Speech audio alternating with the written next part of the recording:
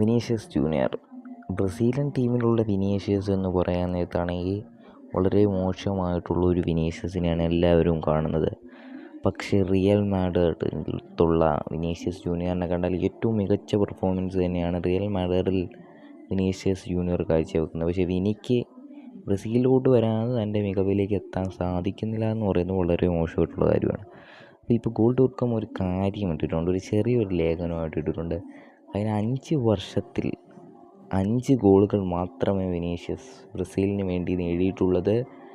ഇത് വളരെ പരിതാപകരമായിട്ടുള്ള ഒരു റെക്കോർഡാണെന്ന് തന്നെ പറഞ്ഞിട്ടുണ്ട്. അടുത്ത 2026 വേൾഡ് കപ്പിലും ഇതേ കണക്കൊരു പെർഫോമൻസിലേക്ക് പോയി വളരെ നാണം കെട്ട ഒരു അവസ്ഥയിലേക്ക് വിനീഷ്യസ് പോകും എന്ന് തന്നെ പറയേണ്ടി വരും. അതും ബ്രസീൽ ടീമിൻ്റെ കാര്യമാണ് പറയുന്നത്. പിന്നെ പറയുന്നുണ്ട്, റിയൽ മാഡ്രിഡിലുള്ള വിനീഷ്യസിൽ ലോകത്തിലെ ഏറ്റവും മികച്ച വിനീഷ്യസിനെയാണ് അവിടെ കാണുന്നത് എന്നാണ്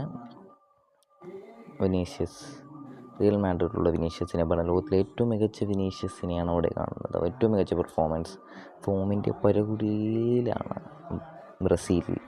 ആ ഫോം തൻ്റെ രാജ്യ ടീമിലേക്ക് വരാതെ വളരെ മോശമായിട്ടുള്ളൊരു വിനീഷ്യസിനെയും കൂടിയാണ് കാണുന്നത്. അപ്പോൾ തന്നെ മനസ്സിലാക്കാം വിനീഷ്യസിൻ്റെ പ്രകടനം ബ്രസീലിൽ വളരെ മോശമാണ്. കഴിഞ്ഞ 5 വർഷത്തിൽ 5 ഗോളുകൾ